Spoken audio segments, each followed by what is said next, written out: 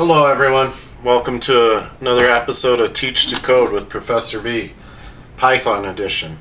So today I really wanted to work on some Python. The Linux videos haven't seemed to be getting too much traffic, so I'm going to try some Python out and see if this is more beneficial to people.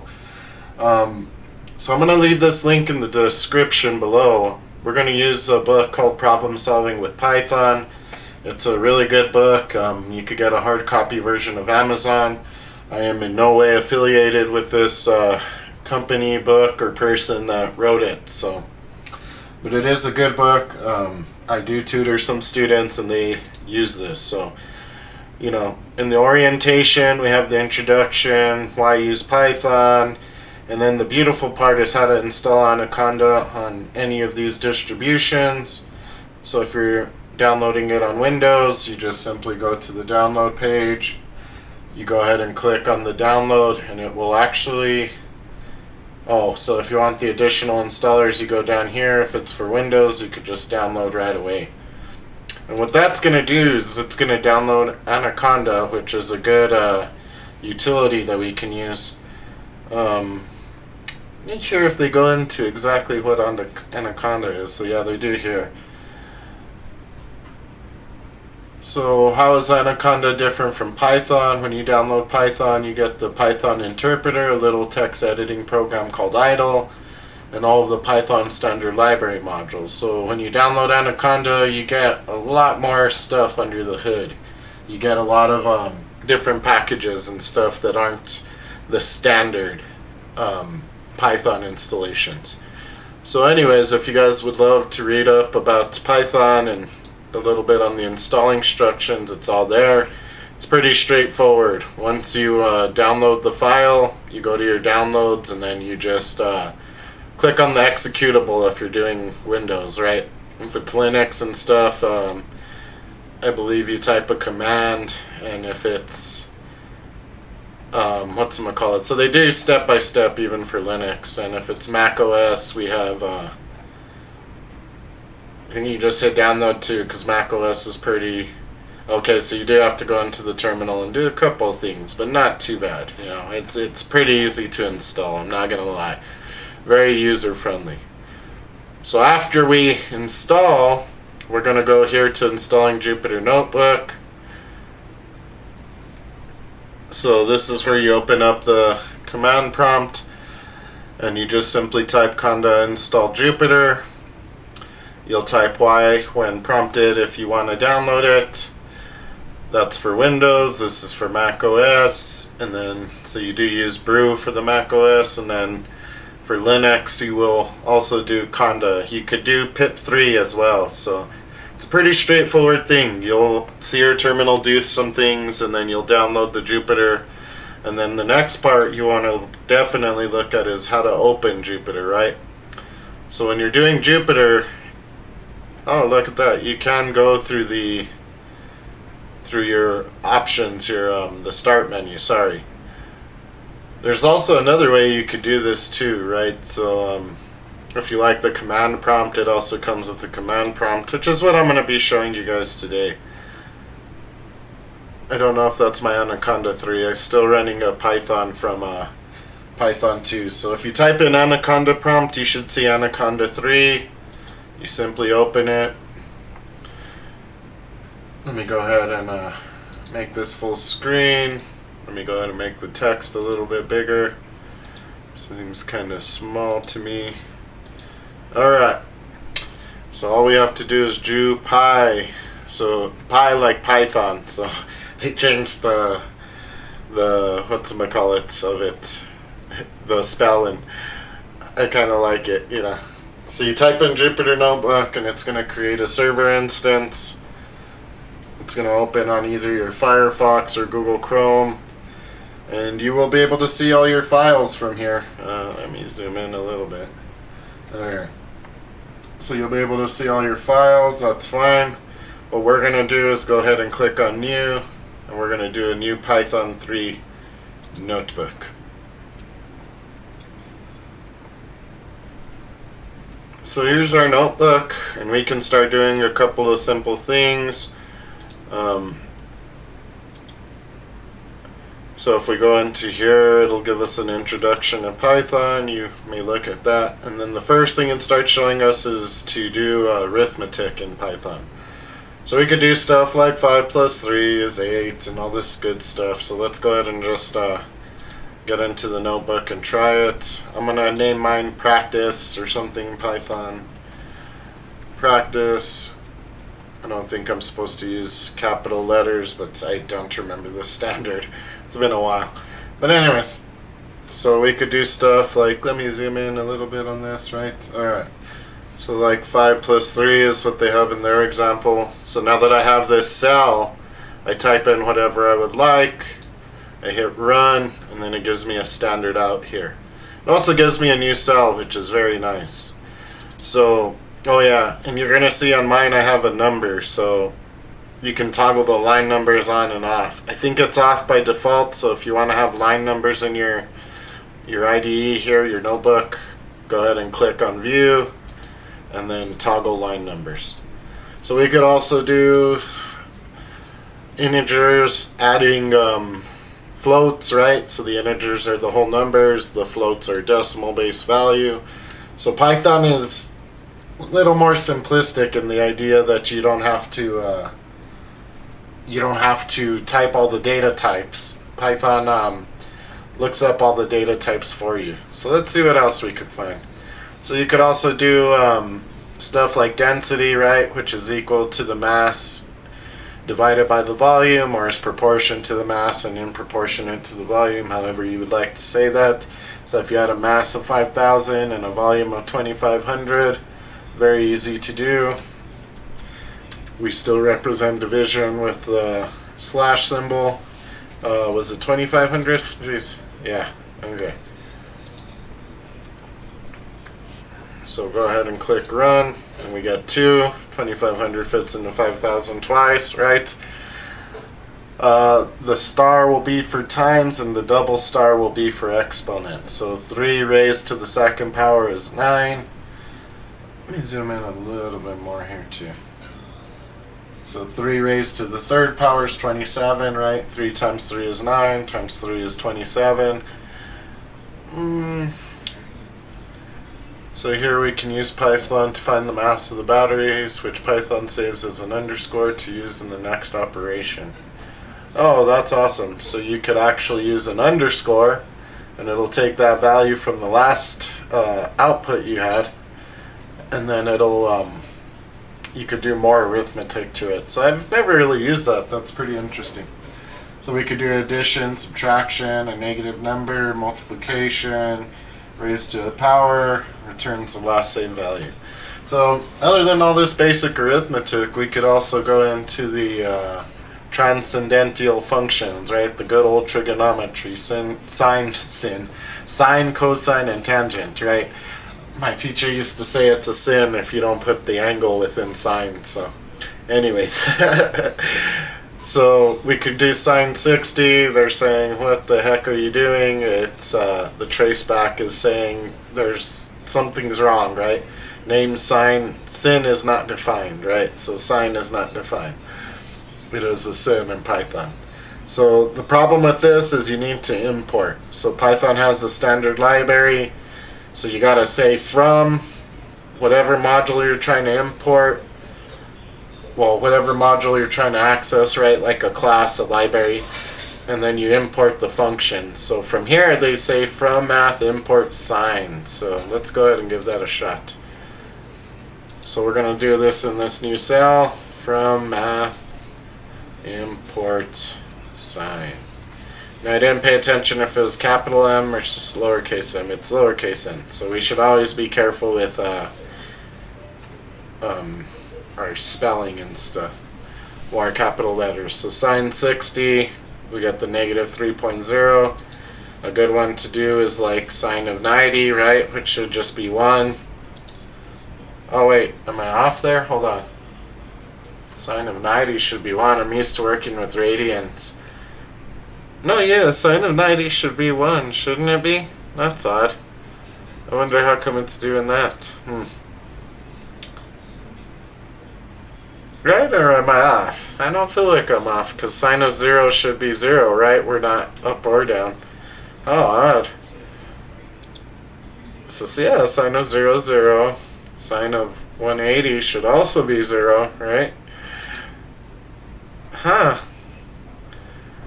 Alright, well, apparently maybe there's something going on that I'm not figuring out real quick. But anyway, so we could use sine to do this. We could also use pi, so I think that's probably the better way I should be doing this, because swearing it's 90 degrees. Yeah, it has to be 90 degrees anyways. That's odd. But we could also import different functions with commas, so I'm going to go ahead and import pi real quick, because now I'm curious. So let's say pi over 2. See, that's 1. How odd. I don't know why putting in the angle there. I wonder if it's calculating angles. See, now that's... I wonder if we have to... I mean, angles are degrees, right? I wonder if we might have to force it into degrees there. That's kind of funny. And you could do cosine and tangents and all these good things, so it's good to know that we can just call pi, right? And it goes up to 1, 2, 3, 4, 5, 6, 7, 8, 9, 10, 11, 12, 13, 14, 15 digits. So that's pretty good. That's a pretty good approximation of pi, right? I don't think whenever I've done pi on paper, I usually do 3.14, right? So I have probably never multiplied by 15 digits. So we have the sine function, the cosine, the tangent. We have arcsine, arccosine, and arctangent, which will get rid of the sine, right, and actually give you the angle. So it's the inverse of sine and the trigonometric function if we must. Oh, see, look, math dot degrees. Do we need to import that? So let me try something. So I know there's another thing we can do. We could do the wild card, which is star, which will import everything. So let me say t for theta is equal to math. So right now I'm just kind of messing around. Let's see. I want to say 690. Let me try this again. So let's go ahead and try sine of t, and let's just see if I blow it up or not. Oh, I didn't like that. Math is not defined. Oh, I think this is actually converting. Okay, alright. So, yeah, I'm doing a little bit of silly stuff here. Maybe it would just be degrees of 90, right? Yeah, okay. And a little closer to 1, more closer to -1 than anything, right? But anyways, I feel like there needs to be something that's set to degrees on that. So with star, you can import all the packages anyway. So we'll keep moving forward instead of watching me, have fun playing with this. So, alright, we're already up to 13 minutes. Let's see if we can at least cover this chapter. So we also have the logarithmic functions and the exponentials, right? So we have power, log 10, square root, so there's all these beautiful math functions built into it.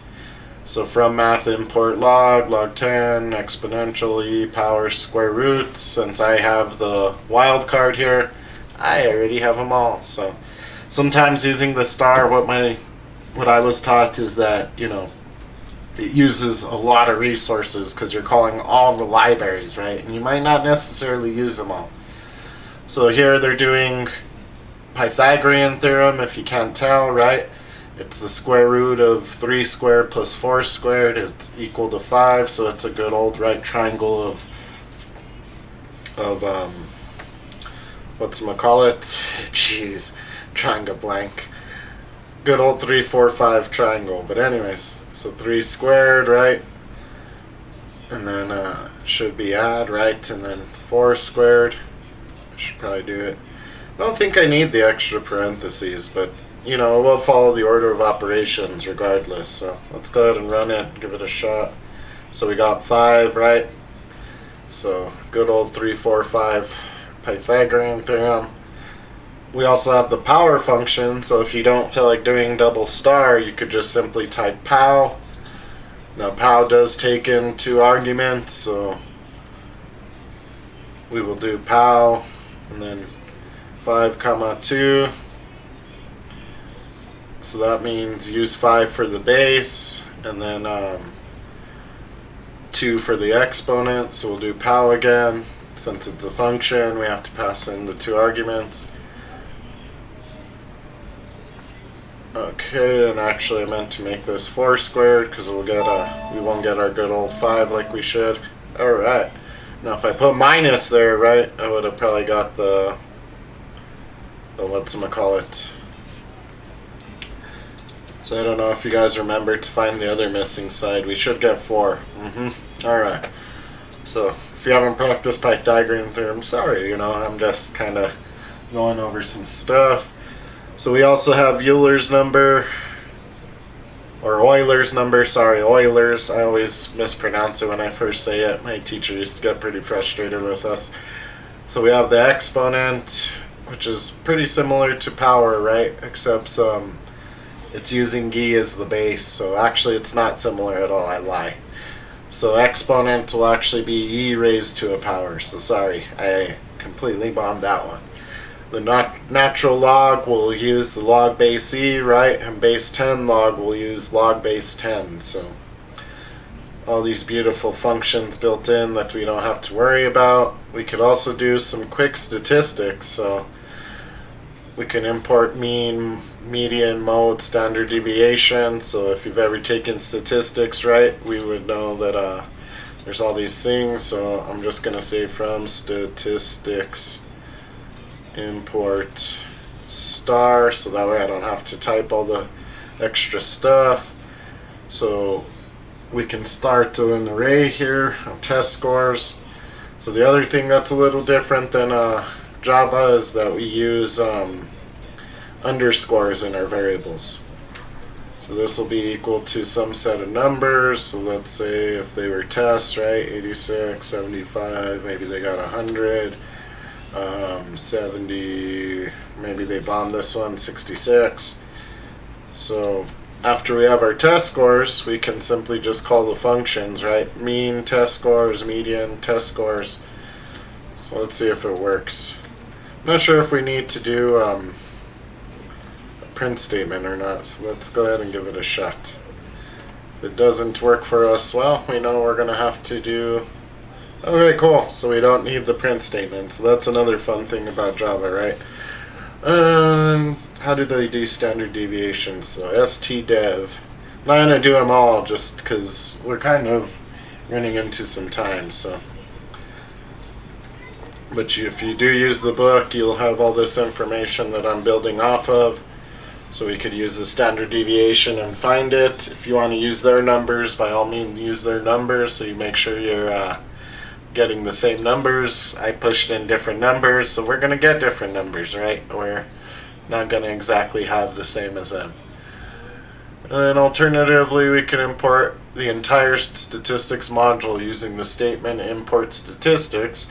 So it's very similar to what I'm doing, except when you do just statistics and you don't do the wildcard, import star, you have to actually do statistics.mean, statistics.median, which, you know, I like the star. I like to import star. That's what I was taught, so maybe I'm biased.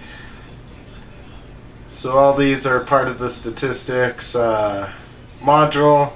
We also have the variance, so if you've ever worked with variance, I mean, gosh, you know, I wish I would have known Python when I took statistics. I was actually a business major when I took statistics, so it would have been really nice to know all this stuff existed. Of course, I would have had to have learned Python and all this stuff, so we'll continue on. We'll go ahead and get into variables in the next video. I hope you guys enjoy this. I hope you get to check out the book. I think it's really awesome that they offered this free. I'm thinking, with my Java website that I'm developing, I didn't exactly know what to do, but I think now I'm going to be making a site very similar to this, kind of explaining Java, how to install it. It would be like my first book I ever built, so pretty exciting, guys, Anyways, I'm going to leave you guys with that. If there's any concerns, comments, questions, please leave it in the comment section below. And other than that, you guys have a great day. I will see you in the next video. Bye.